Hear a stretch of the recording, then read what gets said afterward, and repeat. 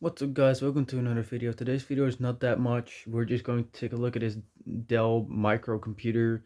Um, there's not that much to this video, but in case you do find this video interesting, I do have another one of these mini PCs, which is a lot more weirder and kind of more interesting than this one. So if you like this video, if you end up liking this video, please let me know down in the comments if you want me to take a look at another one of these, because I do have one. It's not a Dell, it's a really weird one. It's a really pretty cool one, but I've had it for a pretty long time. Just a little behind the scenes that I will mention is I have tried to make a video about it, but I failed. I was sick at the time. I had an extremely bad cold, so bad that I just quit making the video in the half of it because I sounded so bad you could barely understand what I was saying. So I just stopped entirely with that. I never ended up finishing that video. So if you want me to take a look at another one of these mini PCs and you like this video, please let me know down in the comments because I'd gladly do that. Anyways, let's get on to the video. So, about a week ago, I was given this Dell Optiplex 3040 micro tower thing from my one of the teachers at school. That, you know, where we recycle computers and stuff. Well, we don't recycle them, but we take them apart and take every little bit out of it. And I was like, oh, I actually kind of like these little micro tower things that they had behind giant touch boards that they use in the education. You know, at schools they have like these giant touch boards. They're called digiboards here in the Netherlands. And most of the time they use one of these little Dell microcomputers on the back, or they use an integrated computer, which they do nowadays. Most of those giant touch boards now have computers integrated. I think you can separate them, but I'm not completely sure. They use one of these, or they use the other microcomputer that I can take a look if you want to. But that was an actual computer that was actually used behind a smart board because it has the special smart board connector. I'll probably take a look at that in another video. It's pretty interesting too. But this I don't know. I'm not sure what the history is behind this. I mean, it does have some wear on the port on the front, so I don't think this was actually used behind a digiboard or a touch board, because then these boards would have been never accessed, because, you know, the teacher would never just, well, very small chance. Okay, so this was owned by a company. I did take the sticker off. So yeah, we'll just do a bit of an overview on this thing and talk about the overusability of this thing still, and the specifications and all that goodness. Let's get on. So let's take a look at this thing. This is a Dell Optiplex 3040M or 3040 Micro on the front. This is actually quite nice because this is literally like almost a completely regular computer, except really small. There are not that many signs that this is like a really small computer, that like small compromises that make you go, oh yeah, I don't have that on my computer. It's a really small little micro thing. This computer almost never, almost nowhere shows signs of that. It's nice. It doesn't have that many compromises. So on the front we have your very nice power button, your indicator for the hard drive, headphone and microphone jack, which is nice that you do have a microphone jack on the front. I have seen business systems that were used in the education that don't even have a mic jack on the front and only have them on the back.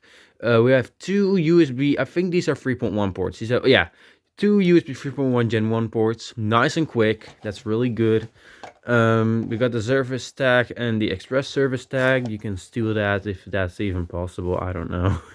On the back, we have a NIC, two USB 2s, two more USB 3.1 Gen 1 ports, display port, and HDMI, and your little power jack for your adapter, because, well, let me just plug that in, why not? Oh god.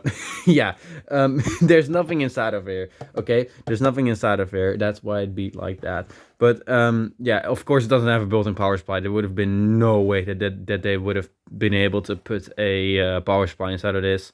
Very servable machine this is, and I'm really glad that this thing is really nicely made. I will have to take a look at that. I'll take a look at that in a bit.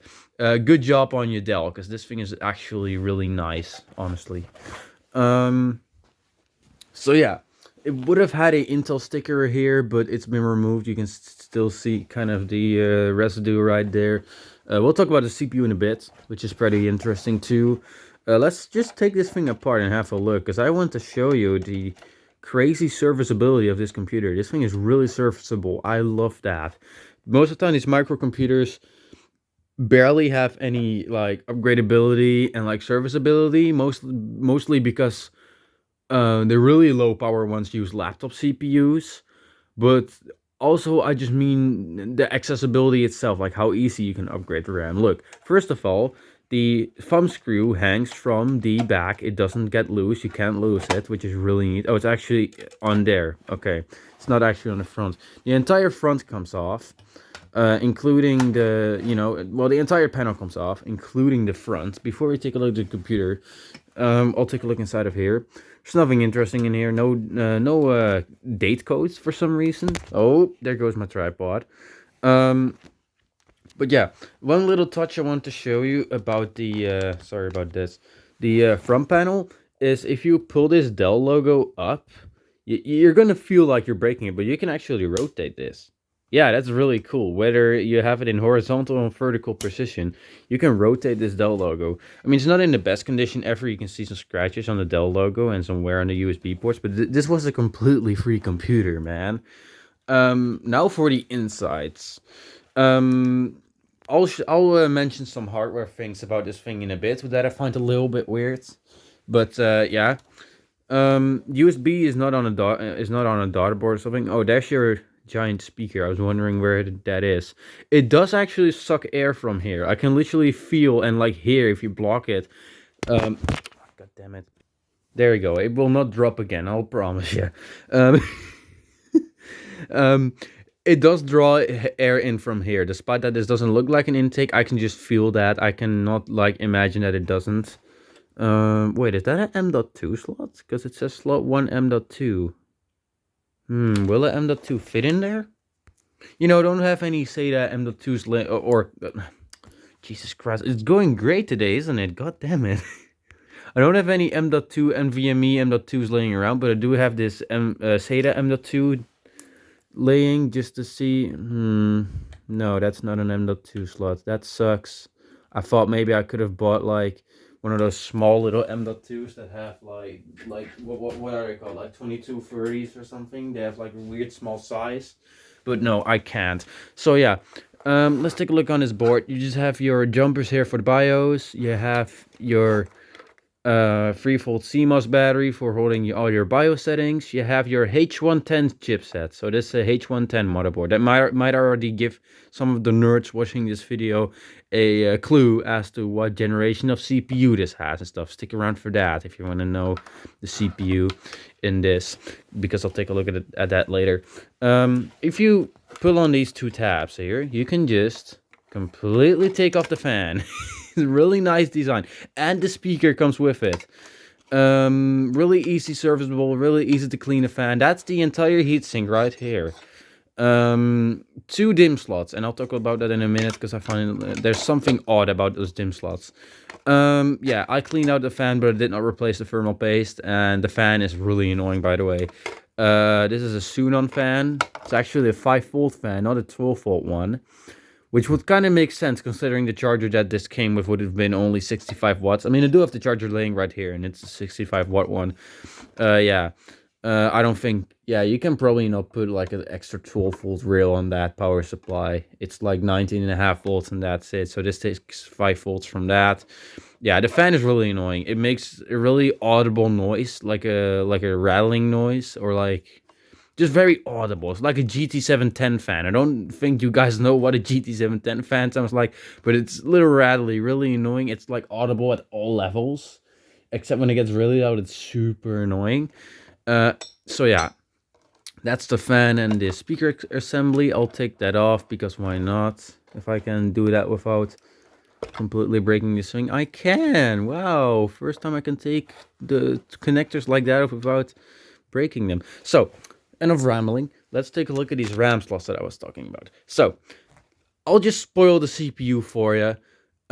This is a 6th gen model. This is actually one of the lower end models.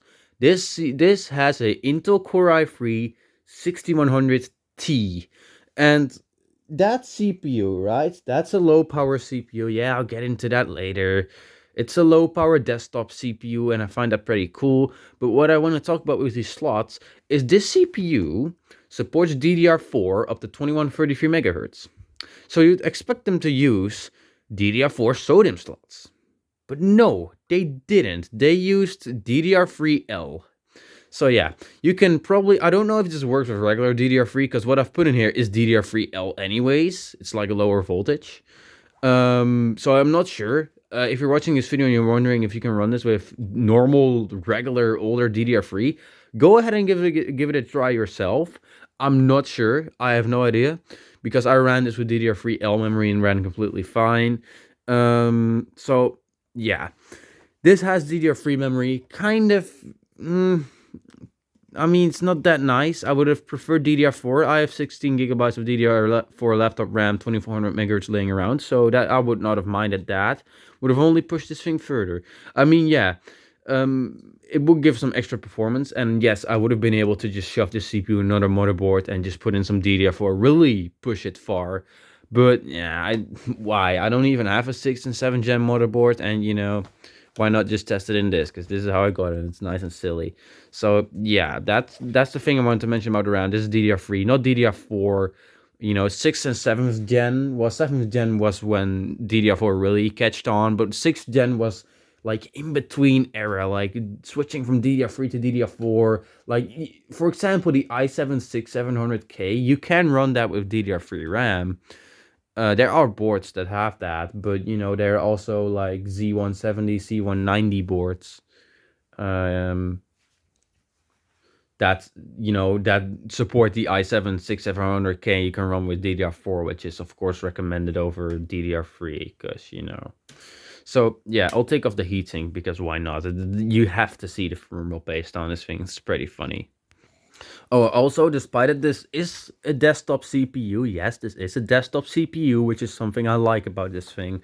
This is just a 2.5-inch SATA slot. You cannot put 3.5-inch hard drives on this, which is pretty obvious from the micro size. But I'm just mentioning that. Oh, this screwdriver is really working nice. Let me get a better one. That's surprising. Normally, that screwdriver literally works with everything. Ah, yes. There you go. Oh my god, you have to put a lot of pressure on that. Let me do that off camera. Oh, and also, I have no clue what these connectors are right here, those two. It says VGA and keyboard mouse serial. Oh, actually, never mind, I do know that now. So that VGA thing, that would have probably been for like an external GPU or something, where you can like attach a little ribbon cable that goes to like VGA on the other hand. And the key MS serial, that's pretty obvious. It's keyboard and mouse serial, so it's like PS2 ports and a serial port. Like, it would have probably ran like a ribbon cable to here or something, and it would have had like a knockout for PS2. Maybe this is like a later revision of the motherboard. Don't understand why they would have, put PS2 in here, but it is what it is. There you go. There you go. That's a desktop socket on a really tiny motherboard that's not in a standard form factor. Doesn't that just look cursed? I love that. I find that really funny. Let's take that CPU out. Oh wow, that's a really crunchy socket. There's thermal flakes everywhere. Okay, let me take this out. Oh, please don't bend any pins. There you go. That's your CPU. That's your Intel Core i3 6100T, okay? I am planning on upgrading this to a 7100T, because the 7100T has a slightly higher clock speed and a better iGPU. So, free GPU upgrade in this thing, nice. Not sure if I can get another one of these. I think I can just ask and see if I can take another one of these apart purely for that CPU. I'd love to upgrade this to a 7100T, because eventually I will sell this, because I don't have a proper use for this. That would be great if I can just... Look at that tiny little heatsink. Look at all that fucking crusty ass thermal paste. But yeah, if I can get a 7100T in there, I'm not completely sure. They had many of these. They had 4 of these. Okay, let me ramble while I well, I put the heatsink back on. I'm gonna sit next to the camera because proper lighting. But yeah, oh god, they had two kinds of these. This was the version with a 6th gen i3, but a lot of them had stickers on them on the top, the Intel sticker that said Core i3 7th gen. So I hope that that's not a laptop model. They also made versions of this with a laptop CPU. Not sure if the 7200U is mentioned there. I'm not sure. I haven't done that much research on this computer. But yeah, I hope it has a 7100T. There are many versions of this. In fact, I think there's even an 8th gen version of this. Because I once took a look at the specifications of the computer that was behind a smart board in my school.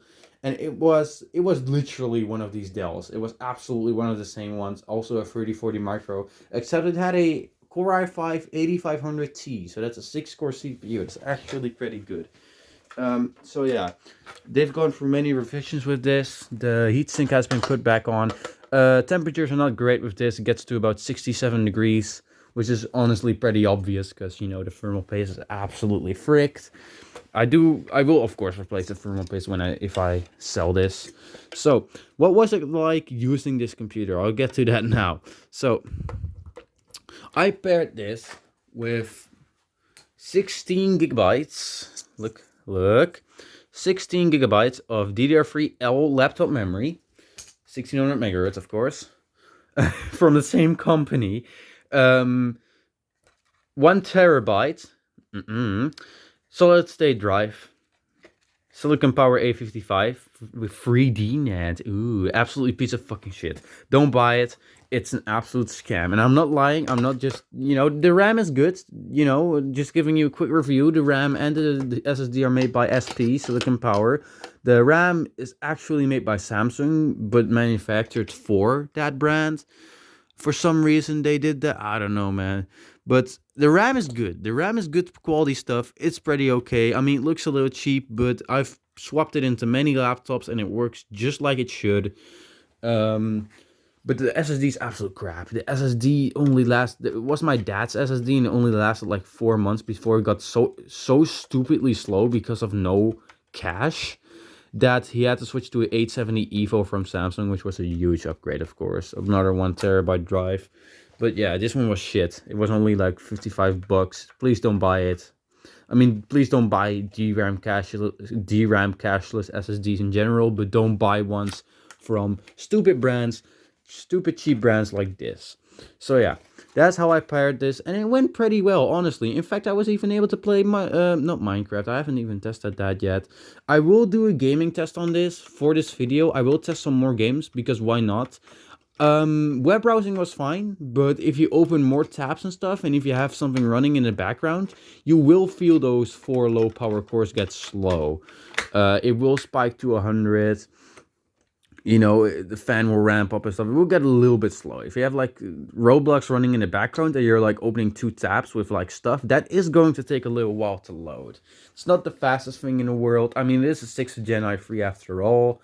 I did benchmark this thing and it scored 335 points in Cinebench R15. If you want to know how this compares to your system, go ahead, download R15, do a little test on yours. But yeah, this does beat. I'm just going to use some CPUs that I have in my laptop, in some laptops here as a example. It does beat the i7 740QM, which is a first generation i7 laptop CPU with 4 cores and 8 threads. That scored 294 points. This scored 335, so it does beat a first gen laptop i7, which is sad for me because, that's my secondary best laptop that I do use. So this is better than that. Of course, a GPU, well, I'm not sure about it. No, GPU in this is worse, so, But it absolutely gets destroyed by my main laptop, which is a HP laptop with a i7-4800MQ, which is 4th generation. It absolutely gets destroyed by that. It's like 2 times faster than this, but that was high-end stuff. 4th gen is still amazing, especially freaking i7. So yeah, this is better than an i5 4200M, which is a 4th generation mid-range laptop CPU, which scored 295 points. So it's good. It's all right. It's really in between, but it's not the best thing ever. You know, it's definitely does get destroyed by something like an i5 6500 or something from the same generation. So yeah, for web browsing, I'd say this is pretty fine. I will be selling this. It did come with 4 gigs of single channel memory that I will be throwing back in here. So I already have memory. I just don't really have a drive for this that I want to get rid of yet. I'll have to seem to get a little 2.5-inch hard drive or something. I don't want to put one of my SSDs in there and sell it then. I don't need that much money from this. But yeah, I'll do a gaming test on this. And if I do manage to get a 7100T, I'll compare the two CPUs, which will take quite a lot of work, but I'll do it for you guys. I'll make it an interesting video. If not, then we'll just benchmark this with the integrated Intel HD 530 graphics. So yeah, that's basically it. So that's the Dell Optiplex 3040 tower, or micro. God damn it. We made so many mistakes in this video, and it's not even like that in depth. So yeah, pretty alright computer still. It's pretty good for how small it is. You know, the performance to size ratio is honestly pretty impressive. Even if you would upgrade, especially if you would upgrade this to like an i5 6500T, or maybe even an i7 6700T. So yeah, this is still usable. It's pretty good. I'll probably take a more in-depth look at this later when I've, you know, tested this more with some games. And yeah, that's pretty much it. Hope you have a great day. Like, comment, and subscribe, and see y'all later.